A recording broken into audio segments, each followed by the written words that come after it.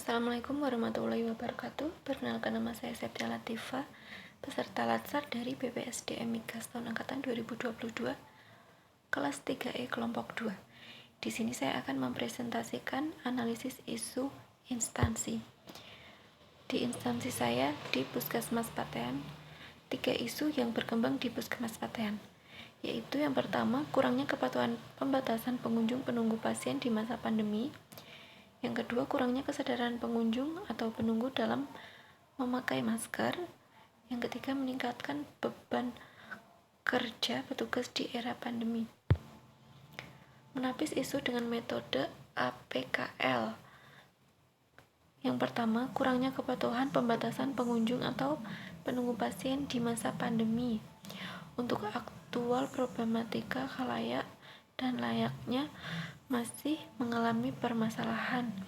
Kemudian, kurangnya kesadaran pengunjung atau penunggu dalam memakai masker dan meningkatnya beban kerja petugas di era pandemi. Dalam aktual problematik khalayak dan layaknya masih berada dalam masalah yang perlu diselesaikan. Penilaian kualitas isu dalam menentukan prioritas masalah menggunakan metode USG atau Urgency Responsiveness Growth. Metode USG merupakan salah satu cara menetapkan urutan prioritas masalah dengan metode teknik scoring dan dengan mempertimbangkan 3 komponen dalam metode USG. Scoring dengan menggunakan skala Likert 1 sampai dengan 5 dengan ketentuan: 1. Sangat tidak urgent, 2. Kurang urgent, 3. Cukup urgent, 4. urgent, 5. Sangat urgent. Penilaian kualitas isu. Yang pertama, kurangnya kepatuhan pembatasan pengunjung atau penunggu pasien di masa pandemi. Untuk U-nya nilainya 5, S5, G5, totalnya 15, prioritas 1.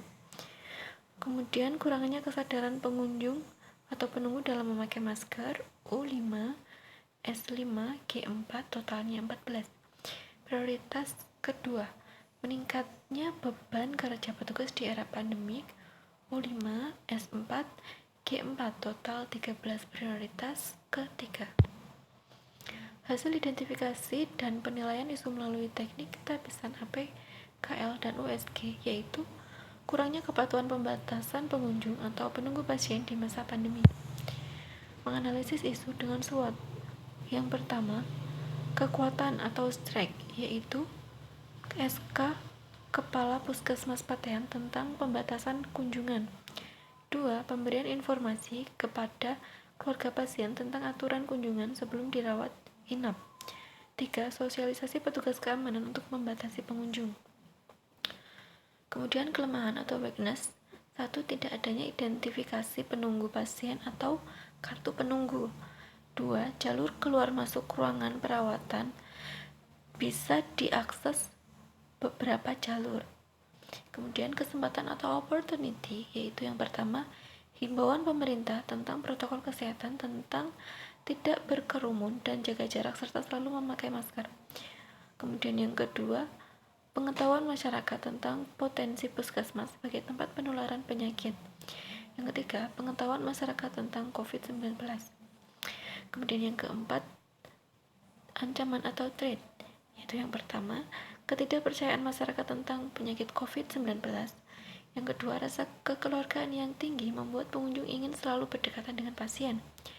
Yang ketiga, anggapan bahwa sudah diperbolehkan tidak memakai masker di ruangan perawatan. Rekomendasi alternatif penyelesaian isu, yaitu yang pertama, alternatif penyelesaian peningkatan sosialisasi dengan cara pendekatan kepada masyarakat tentang aturan pembatasan pengunjung atau penunggu pasien di era pandemi saat ini. Kemudian tahapan setiap penyelesaian. 1. Membuat banner atau spanduk tentang aturan pembatasan pengunjung atau penunggu pasien di depan pintu ruangan maupun di depan pintu puskesmas. Yang kedua, melakukan promosi kesehatan tentang pentingnya pembatasan pengunjung dan penunggu pasien di era puskesmas Patean. Kemudian hasil yang diharapkan yaitu masyarakat atau penunggu pasien paham tentang aturan batasan pengunjung maupun penunggu pasien di puskesmas Patean.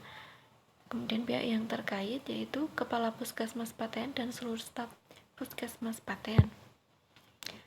Jadi bisa disimpulkan bahwa isu kontemporer yang ada di Puskesmas Paten yaitu kurangnya kepatuhan pembatasan pengunjung atau penunggu pasien di era pandemik dapat diatasi dengan meningkatkan sosialisasi serta pendekatan kepada masyarakat atau penunggu pasien melalui banner, spanduk maupun promosi kesehatan.